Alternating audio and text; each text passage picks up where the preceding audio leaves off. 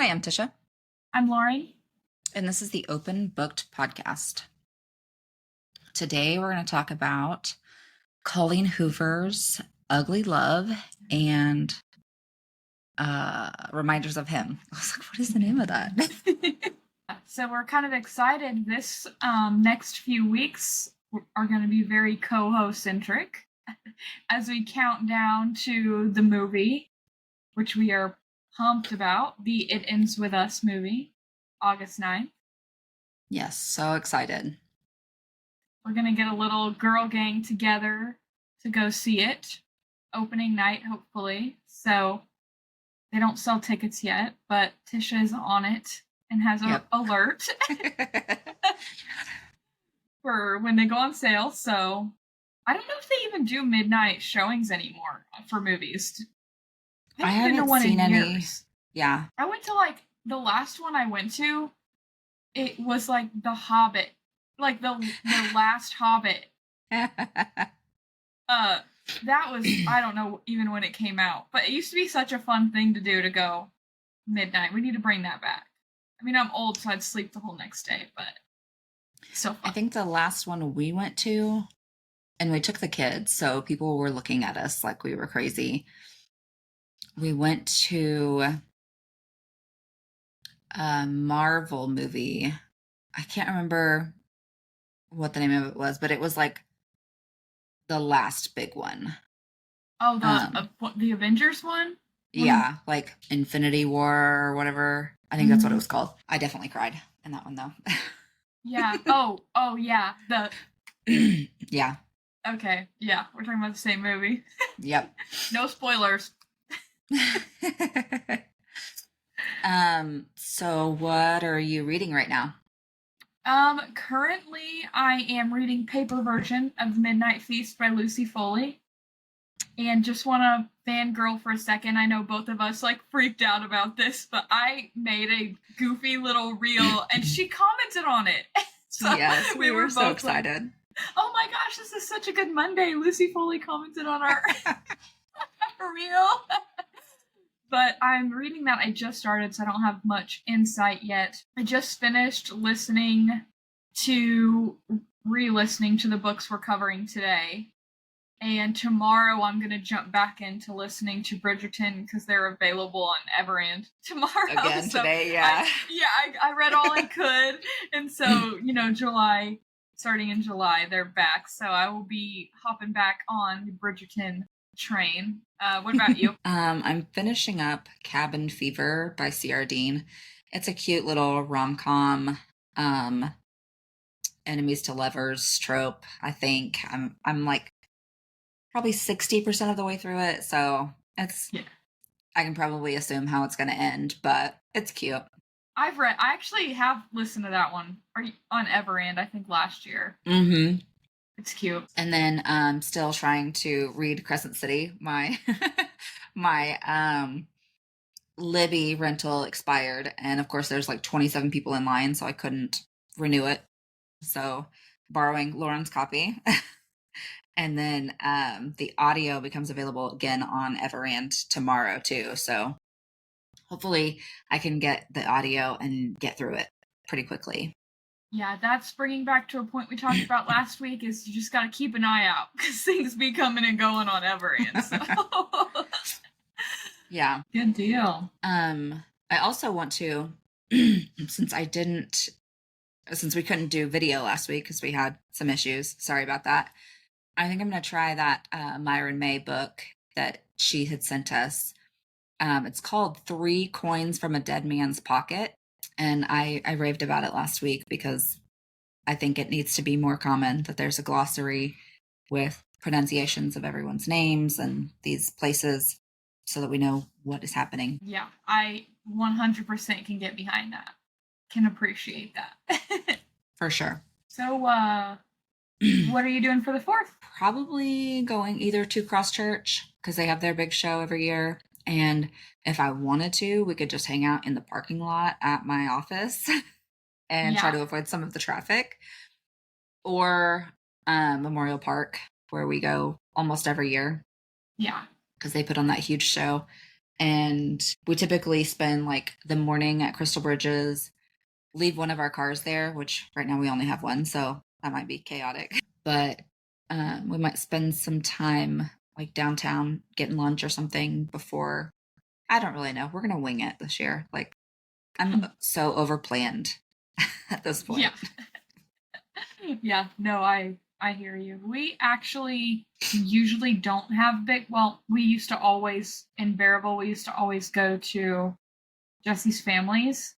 Mm-hmm. But up here, I feel like we always went with y'all to Memorial Park. Mm-hmm. But I think the last 2 years, we just kind of were like, I don't know. And the 4th of July is actually like a big holiday for us. We actually got engaged on the 4th of July in 2014. So, oh, that's crazy. We started dating on 4th of July, 2014. No way! And we also are, to the listeners here, our anniversaries are 1 day apart. Mm-hmm. So that's funny. We are going to go to the Naturals game on the 3rd.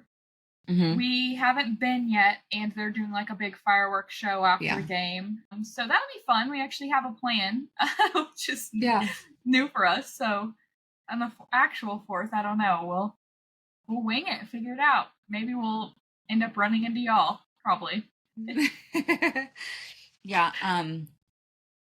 Just be sure you don't apparently eat ice cream seductively, because there's a whole thing on TikTok I just saw this morning. What? These 2 girls, went to the college World Series. And I mean, it's like 100 degrees outside because they're in East Texas. And we're like they had ice cream bowls, and they're trying to like keep it from melting all over their hands. So they're like licking it. And ESPN did 20 full seconds commentating on these 2 girls licking their ice cream. And I just saw the girl's TikTok today. She's like, before we were even off the screen, I was getting text messages from friends like, do you see what ESPN is doing to you? And she's like, I am so tired of not just being able to exist without being sexualized, because it's 100 degrees and I'm trying to not have a heat stroke. Do you think the cameraman was just like, and then got distracted and just like deer in the headlights froze? Like, what was going through his head? Like, let's just watch 2 girls lick. Everyone eats ice cream like that. Yeah. That's not out of the ordinary. Yeah, I don't know. Oh my gosh. Nope, I had not heard about that. I did laugh, speaking of the College World Series, I did laugh very hard at the video that was like, this lucky man got to sit, it was a picture. Oh, yeah? I think I said too, this lucky man got to sit next to Morgan Wallen. It's freaking Peyton Manning. Yeah. And for any of our listeners who don't know who that is, look him up, okay? He's probably more famous than Morgan 100%. Wallen. I'm like, oh, this is hilarious. I genuinely think there was people that thought that. Yeah, some of the comments were like, who's Morgan Wallen? Like, all I see is Peyton Manning. That's funny. Yeah, good for Tennessee for winning, though. Yes. Too bad it wasn't us, but whatever. I'm not salty or anything. Oh, do you want to tell them about the giveaway that we won on the same day that we hit this was a big Monday. We hit 1,000 followers on Instagram. We got Lucy Foley commented on our reel, and we won a really cool giveaway. Yes. Let me try to find her message because I want to shout out her name, and I didn't even notice.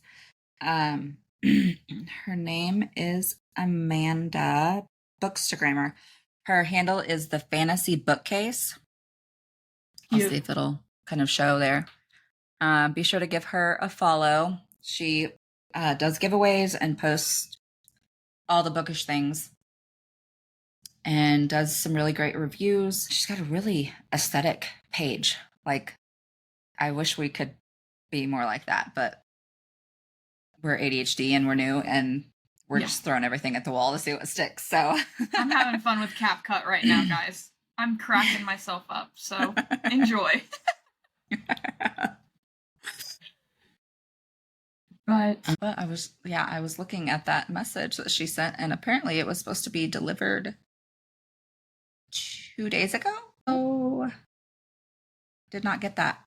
I'm gonna have to check that tracking and see what's going on.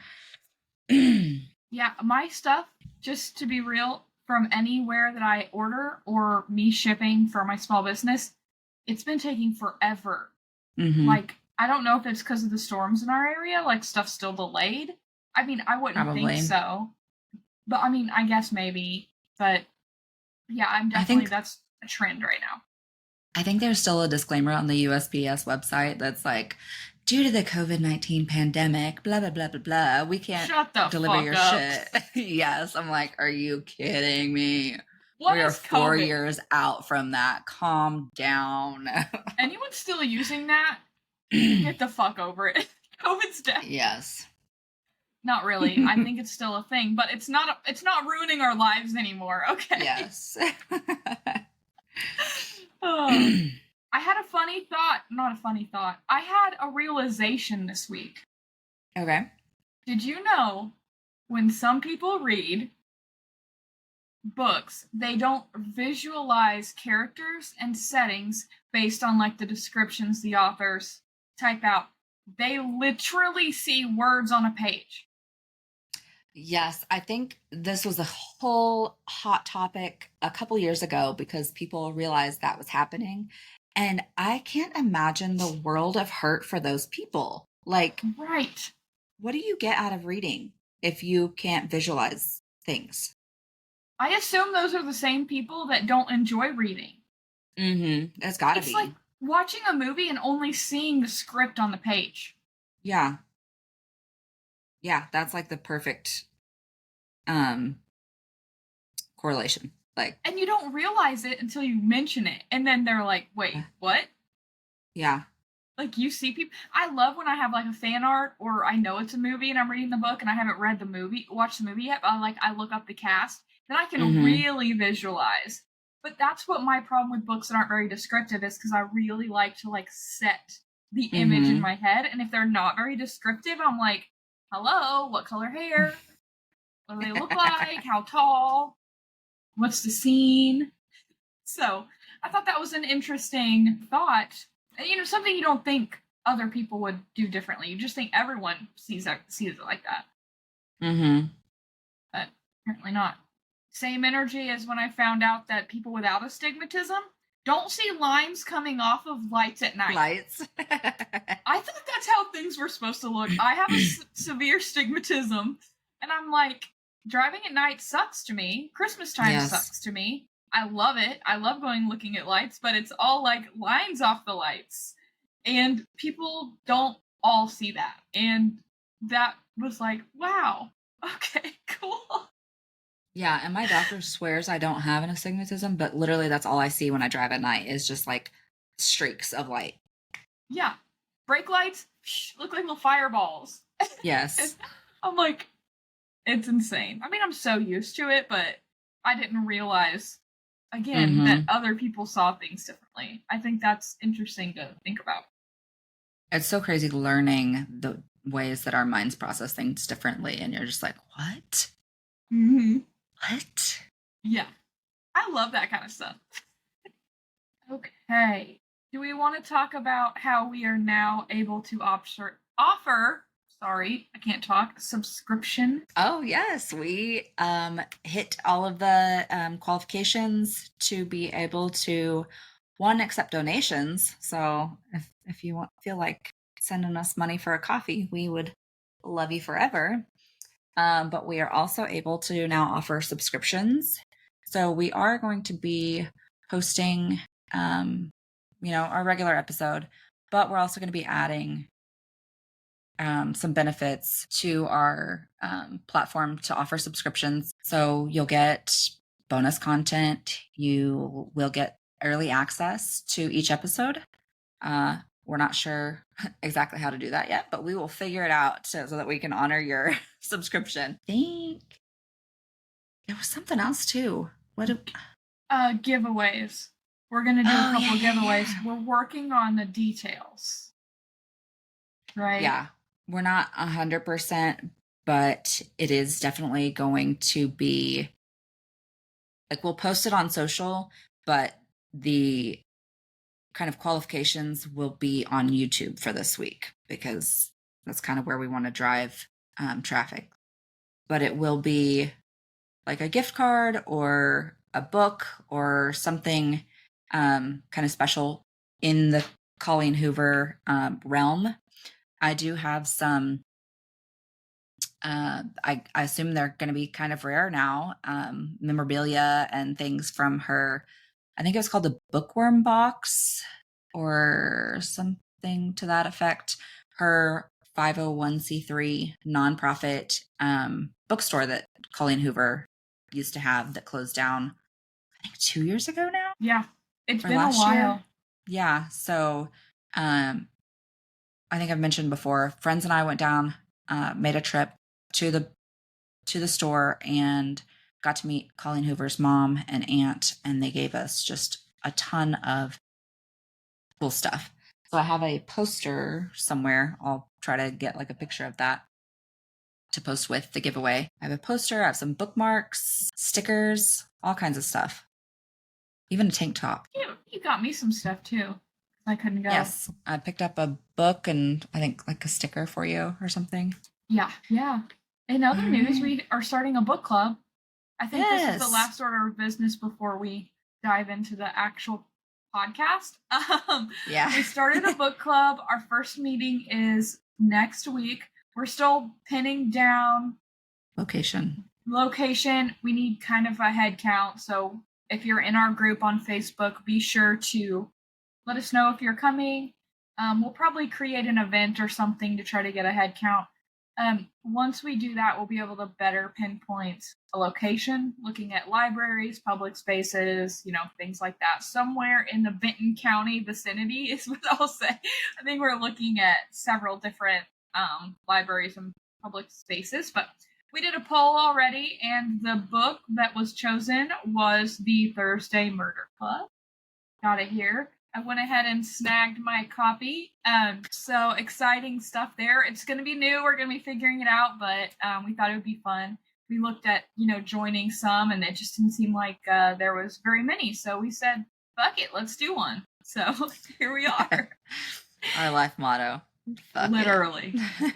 Just that scene in Yellowstone. You know what I'm talking about? That's like my favorite. It's like, Rip, you figured out how we're going to do this? The best we could figure, sir, is just fuck it, Just fuck it. My husband and I quote that at least weekly. Like, that's just the motto. We'll figure it out. Yep. That being said, do we want to jump into Ugly Love first? Or let's fly into Ugly Love. Oh, yes. Let's, see what I let's did fly. So, overall, what did you rate it? 5. Oh, me too. 5. This is one of my favorites of hers. I'll say that up front. One of my favorites. Same. So, you have your favorite quote? I have so many. You have so many. Okay, let's hear them. So, first one, they're in the bathroom. She's like stitching up his hand. She says, and then he kills me. Or he kisses me. Can't tell the difference. And then after they kiss, she's like, I'm stuck to the wall. I think I'll be here forever. I'm wallpaper now. Like that moment, I can just feel it. Like she's just like so out of body. She's like, yep, I'm here forever. I'm just wallpaper. I'm just melting into the wall. I forgot to say, if you haven't read Ugly Love, a reminder to him, there will be spoilers, okay? Ugly Love by Colleen Hoover, reminders of him by Colleen Hoover. Okay, sorry to interrupt. Oh, it's not a quote, but like the moment there, after they're celebrating his promotion to captain, he's like, oh, I'm so tired. I really need to go back to the apartment and sleep instead of going out with the rest of our friends. And she's like, oh yeah, I just worked a long day. I need to go home and sleep too. Yes, like the sexual innuendos there. I can't believe that Ian and the brother, I think that's who was with him, right? Ian? And Ian and... What is his name? Oh yeah, what is the brothers? I literally just read this I know, I finished it last night. I know it has an L in it because I was like, what? It'll come to me later. Yeah, I'm looking through my notes here, and I don't have the protective big brother and his Miles's childhood best friend. I think that was who was with, or no, it wasn't the douchey guy from the building. Corbin. It does not have an L in it. It's Corbin. That's it. Corbin. So yeah, Ian, Corbin, and wasn't Dylan with them too? That's what I don't think he was with them at this point. On this exact night. Maybe he was. Yeah. Dylan just gives me the because he worked with them. Yeah, immediately when she's in the elevator, I was like, ugh. When he hit his wedding ring, I'm like, fuck you. Mm-hmm. Yep. First thought. Yep. But I loved the thing to know about your favorite quotes is that you just feel like the internal monologue of the female main character is so relatable. I think that's what makes this book so good too, is she's just very relatable. And sometimes I read books, even some of Colleen Hoover's, and I'm like, I can't relate to this thought process. I can't understand. Like Tate, very relatable. And I think that's part of the reason why this is one of my favorites. Yeah. There's another quote, zombies can't fly. I don't remember what happened around it, but somebody asked him, he's like, somebody said, you're a zombie. He's like, zombies can't fly. I think it was Ian calling him out on his shit, saying, are you just going to keep living like a zombie? Yeah. And he was trying to crack a little jokey joke. Yeah. And then Kat saying, some people, they grow wiser as they grow older. Unfortunately, most people just grow older. You're one of the ones just been growing older because you're as stupid as the day you were born. Kat is my hero. I want to be Kat when I grow up.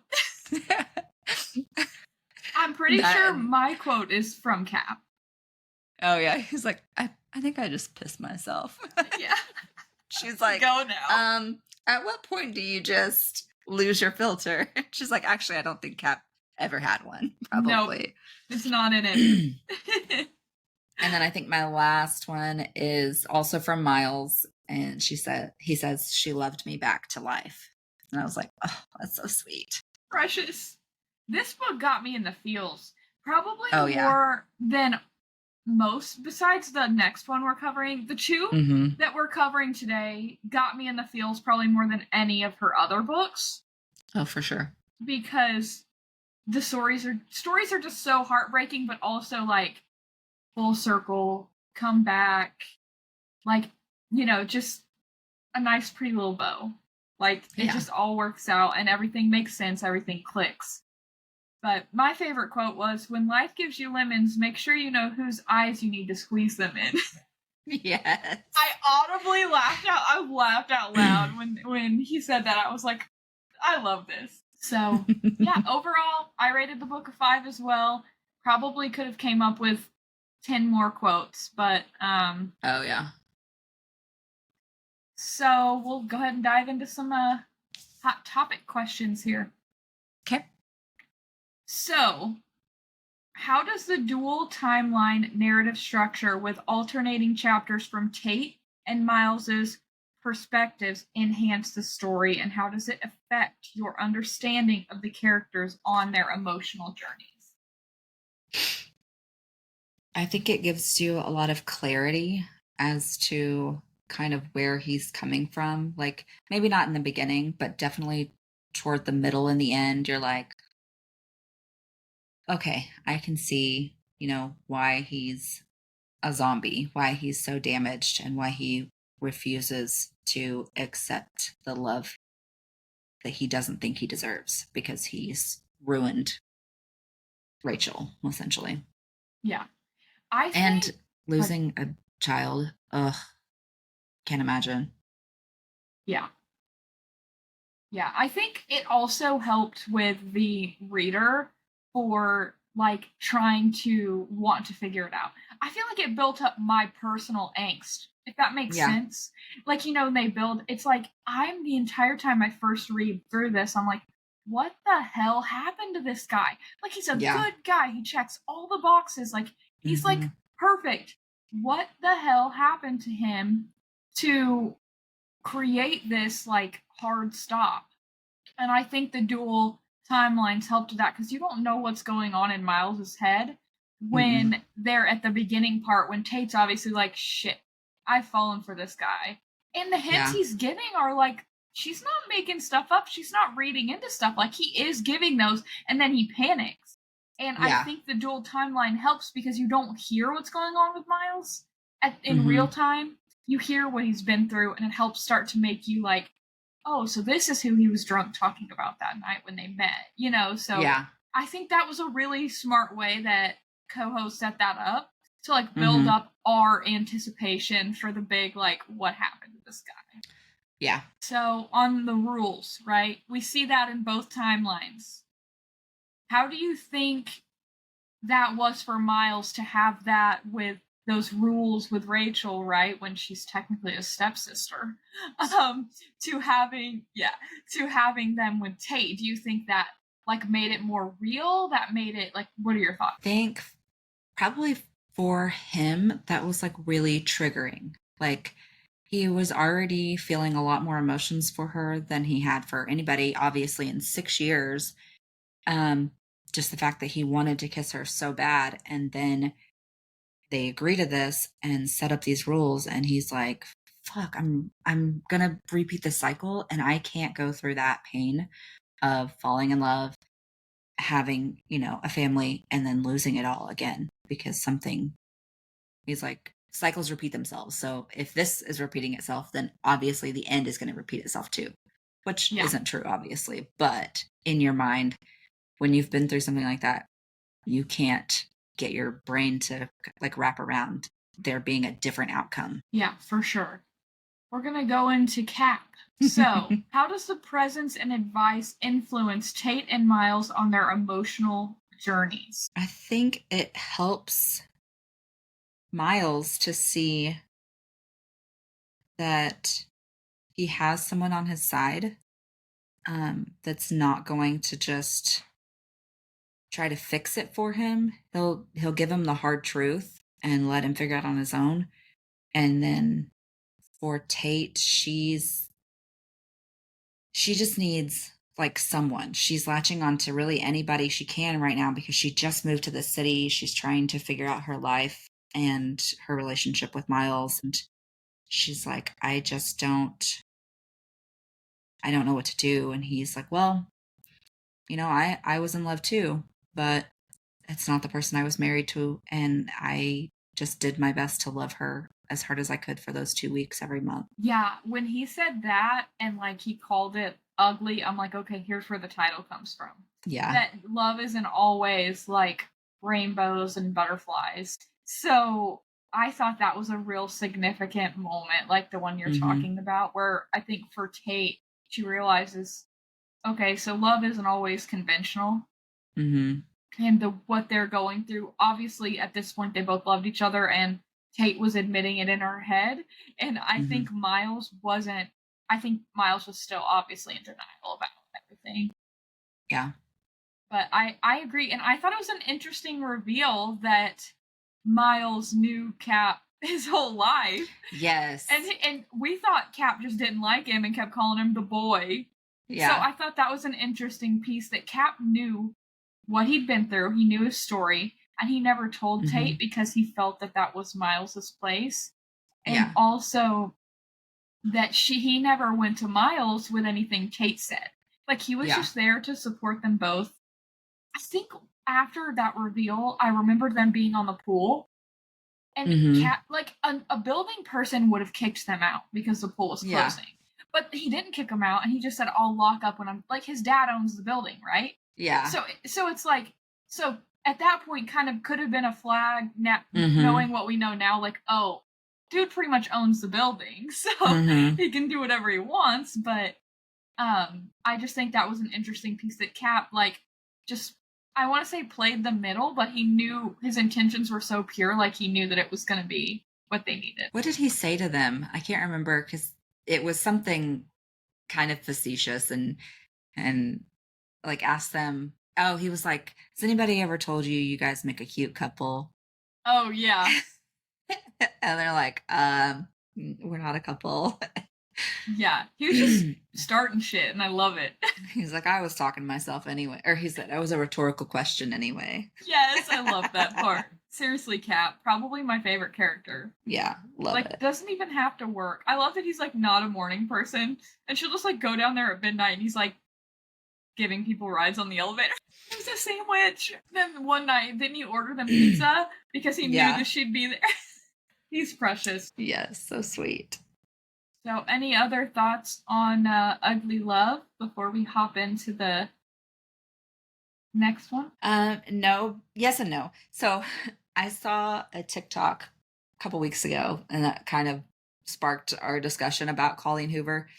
But somebody said that all Colleen Hoover books are the same. And I was like, no, they're not. But both of these books we're covering today have a terrible car accident where someone's died. Mm-hmm. And a parent has been estranged from their child and or their significant other because of the accident. And I was like, oh, okay. Like, they're totally different stories, but they're also very similar. Okay.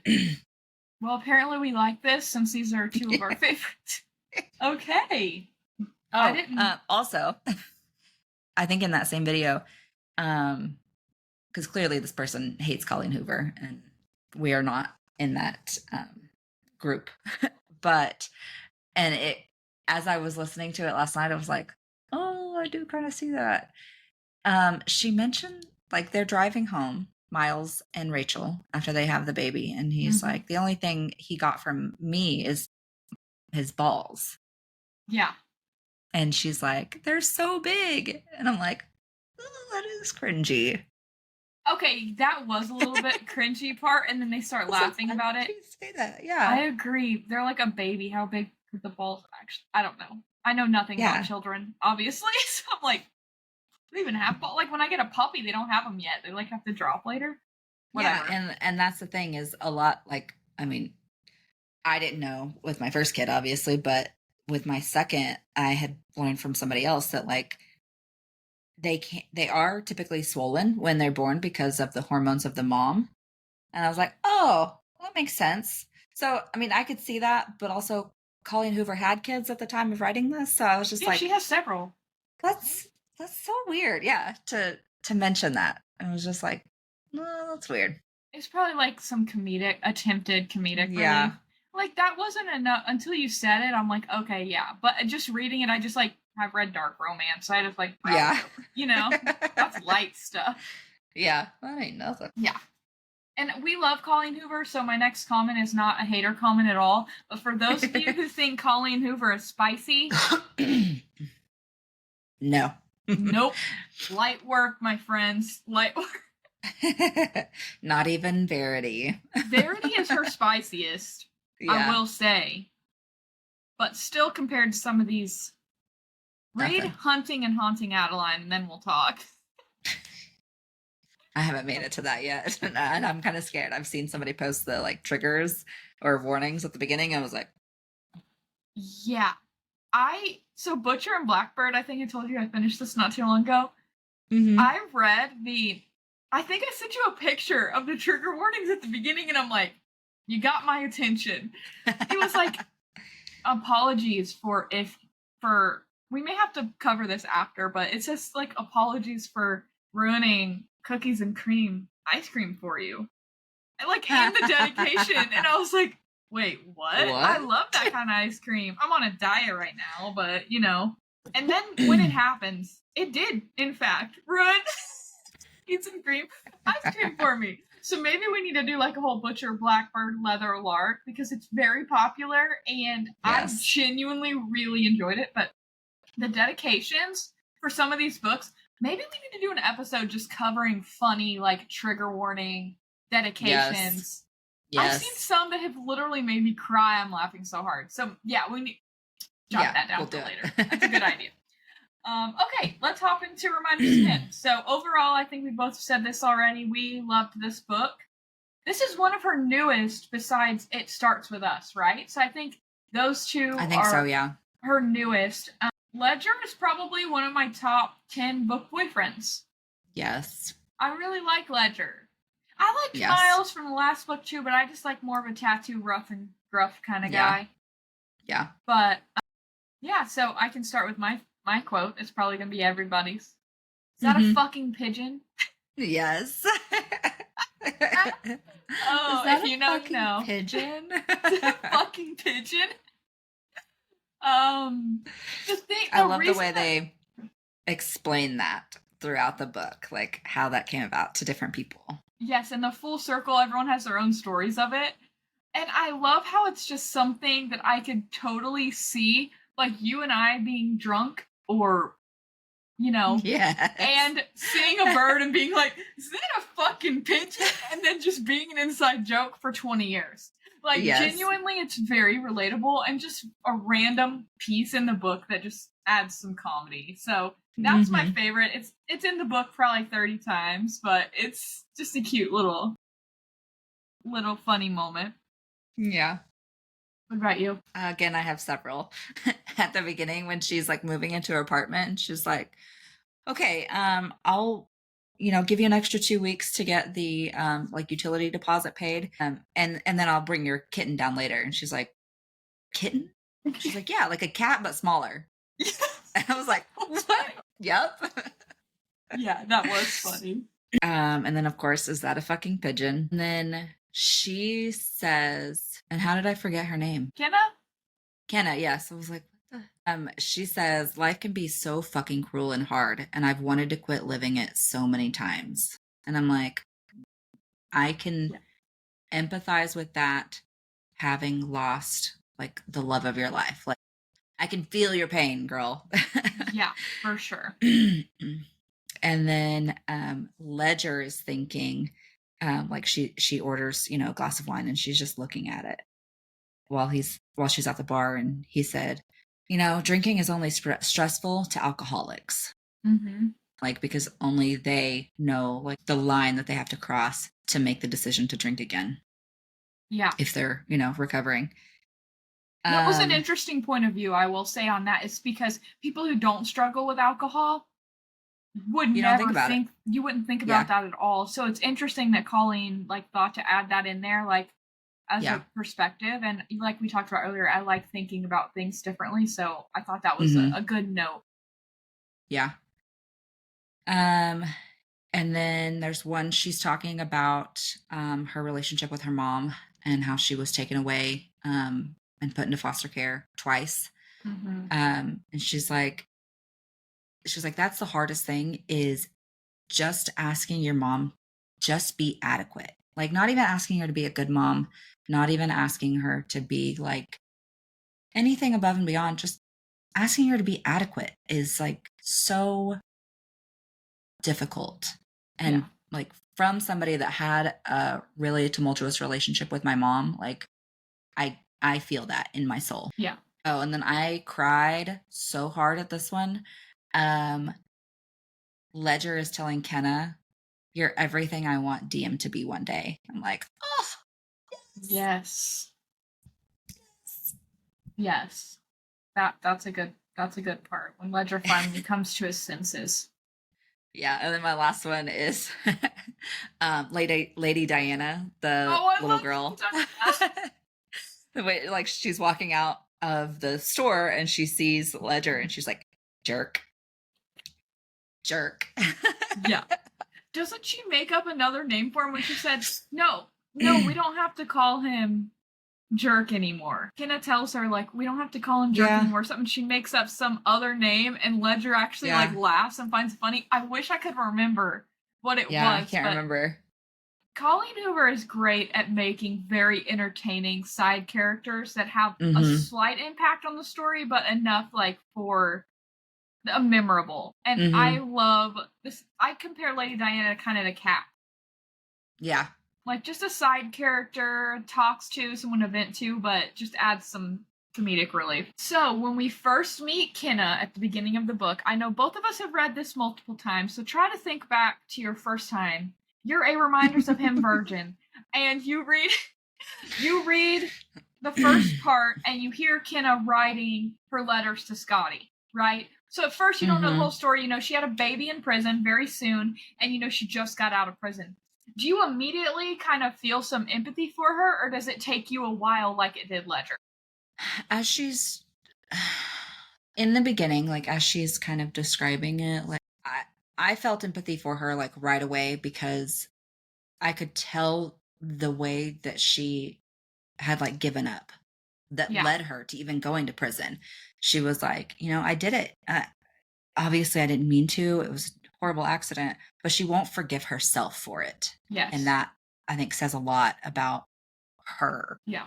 I agree. I think in the very beginning, you can tell from the letters that she's writing and the way that she's thinking that she is very remorseful. She is almost like a shell of a person. And I think that that's very clearly, communicated in the writing. And so I immediately, not even knowing the whole story, just knowing she had a baby, somebody's dead, she went to prison. I was assuming Scotty was dead because she's writing him these letters and making comments that made me think past tense, right? So I immediately was like, okay, Scotty's dead, assuming he's baby daddy. We have a baby, I immediately was like, okay, you can tell this is someone who wants to change, wants to do better, wants to do right. Whereas I think we probably both know people who have gotten into big trouble in real life and don't fucking change. And it's like, those are the kind of people I don't have remorse for. But I think in this chapter 1, you can immediately get a sense of her as a person and her being like, yeah, people fuck up. I fuck up all the time. You fuck up all the time. Everybody does, right? But it depends on how you move forward after those. That tells like a true character of a person, in my opinion. And I think it's very clear from the beginning that she's trying to do better.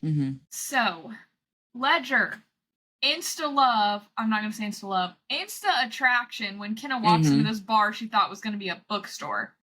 Do you think that it was some connection, or do you think he just thought she was hot? I think it was a little bit of both. Initially, I think he just saw this person that seemed lost. Like that, I think that's the exact line. Like when she walks in, he's like, this girl walks in and she just looks lost, and she sits down at the end of the bar, and then he's like, I can't look away from her. Like I try to distract myself and make myself busy, but I can't stop checking on her, looking back at her. So I think initially it was just like kind of an attraction because she looked lost, but then like something about her draws him to her. Yeah. I agree with that. I also think there's a part of it that's like he's a bar owner, right? In a college town. He sees all of the, as your husband would call them, white boot girls, like all day, every day. Yes. And it's like, she's different. So I think that immediately was like, okay, he's intrigued. She's coming into a bar and she ordered a Diet Coke and a water. And then like pretty much lost her shit over a shitty bar coffee. Like just, and then didn't drink the wine. I think he was just so intrigued. He wanted to learn more. And I think that may have something to do with her just being different, but also maybe like a little bit of a connection there. Like I don't want this to sound weird, but because very clearly throughout the book, she acts like Diem. So I wonder if there was some sort of subconscious like reminder, but he didn't think about it that way, obviously, because he's very much a father figure to her, but just worth like thinking about. I think like something was maybe familiar about her, probably because he is very involved in her daughter's life. Yeah, and then just to shout out his mom, Ledger's mom. Yeah. Like Queen. She knew from the second she walked in that door, and he's like, why didn't you tell me? Like, why didn't you say anything? Yeah. I thought that was she knew this whole time. Hilarious. Yes. She's giving Surreal vibes. Yes. I'm just gonna say though, his parents are cool as shit. They keep placing bets and passing the same $10 bill back and forth. Literally goals. They are hilarious. Yeah, and then just showing up, and then him just, here's my credit card. Get out of here. Go to steak dinner. Go away. I'm ordering the ribeye because he's paying. I thought that was cute. Yes, love Ledger. Let's just talk about the parents in general, right? Like, even Scotty's parents, as much as, like, if you are like us, you immediately were, like, on Kenna's side. I felt like you were very much on Kenna's side. I am sure there are people maybe listening or that have read this book that are not. And so it's hard for me. As the beginning, I'm thinking, okay, these parents, I understand they lost their child. I can't imagine that. I've never gone through that, and I hope, I never do. But at the same time, they aren't even really giving her a chance. But then I kind of think Ledger's kind of blocking that, right? He's like playing middleman. But do you agree with my point in this? Do you agree with Scotty's parents? Do you think that they handled everything correctly? Or do you think that they maybe should have involved Kenna much earlier, or at least told DM about Kenna? I think they're in such a precarious situation that they're just trying to do the best they can.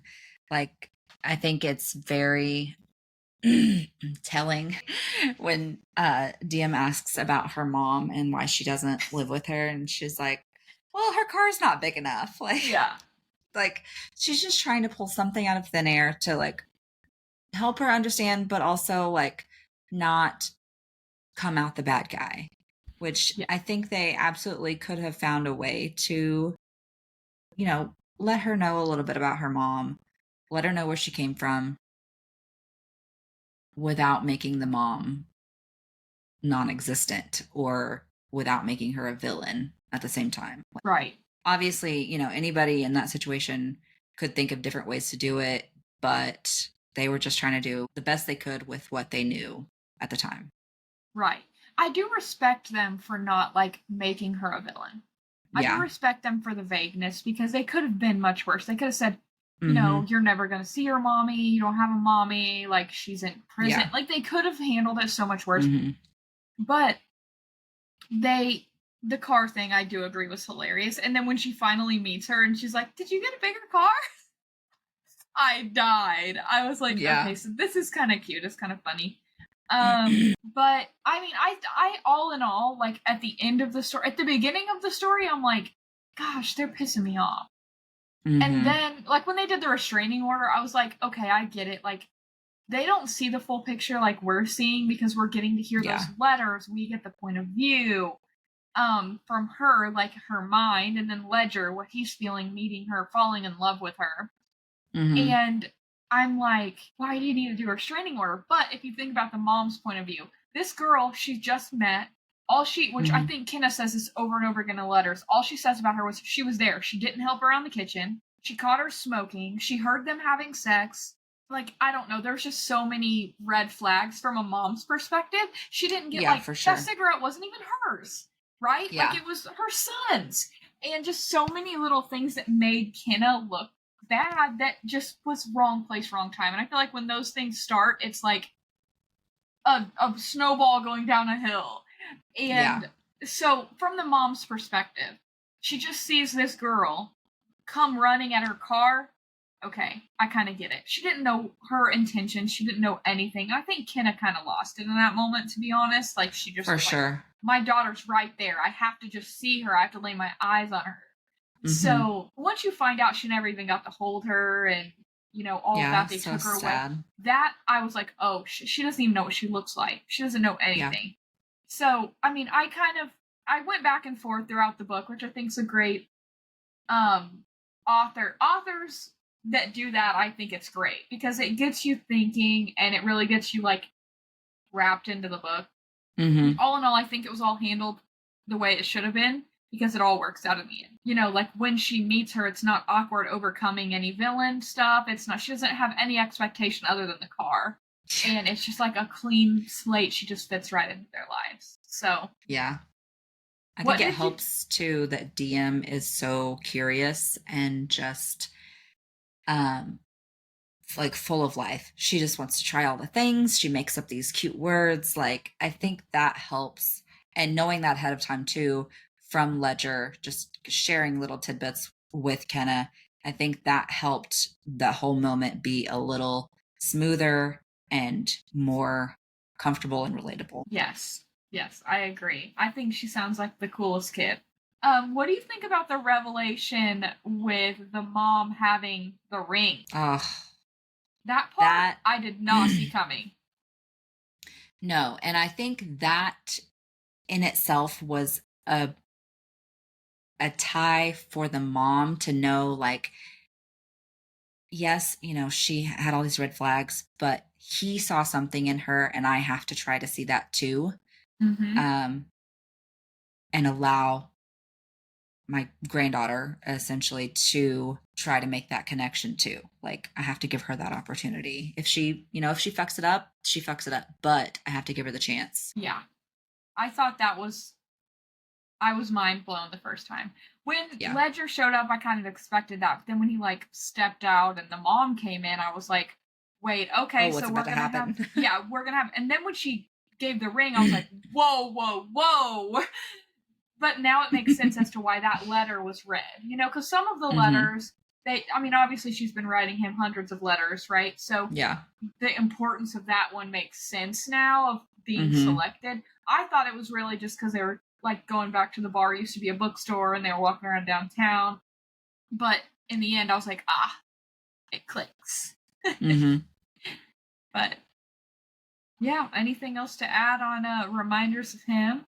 I think it was really important, and I'm glad that she put it in the book, how like Ledger and Scotty's dad would talk about Scotty and, have those intimate moments, and something, would trigger the dad to start crying, and Ledger would just give him that space. He would walk away and be like, I have those moments too, so I have to give him his space. Yes. And it doesn't make it awkward or make him any less of a man because he's crying about the loss of his child. Like, I think that was really sweet and important for people to see that it's okay for men to cry too. Yeah. Especially like this dad and then this big, tough, burly ex Denver Bronco football player. Like it showed like losing someone you love is hard on everyone. And just everyone handles it differently. Yeah. So, yeah, overall, both great books. Absolutely love both of them. I'm glad we put them in the same episode. Definitely have some that I don't love as much. So, sure we'll talk about that later. Yes. But, yeah, so we have a whole month of a CoHo extravaganza planned for you all. We are ready. Yes. Counting down the days. We both have already read all of our books, so Yes. we are rereading as we do these, so everything's fresh for you guys. And if you have any specific ones you want to see us mention more, any specific comments, call-outs, please comment on the videos. Yes. We read them, and we would love to incorporate what you guys want to hear into our future episodes. But we have a countdown going for the movie, and we're gonna wrap this Colleen Hoover segment up right on the week the movie comes out with It Ends With Us and It Starts With Us, right? That's the plan? Okay, that's what I thought. Yeah, I think it's like 5 episodes we'll do of covering the Colleen Hoover books, and then that last one will be like It Ends With Us, It Starts With Us on the launch day, or like the opening day of the movie, and then we'll go watch the movie and we'll have some bonus content for anybody who subscribes. Yes. And then I think we might, I don't know, we'll see if we want to do like a wrap up of like the books that we didn't cover kind of in depth, that, like you mentioned, we didn't love, or they were less popular, with Book Talk and Bookstagram. But we'll be covering the majority of the books and the series, and yeah, we're excited for that. For sure. We're in our CoHo era still.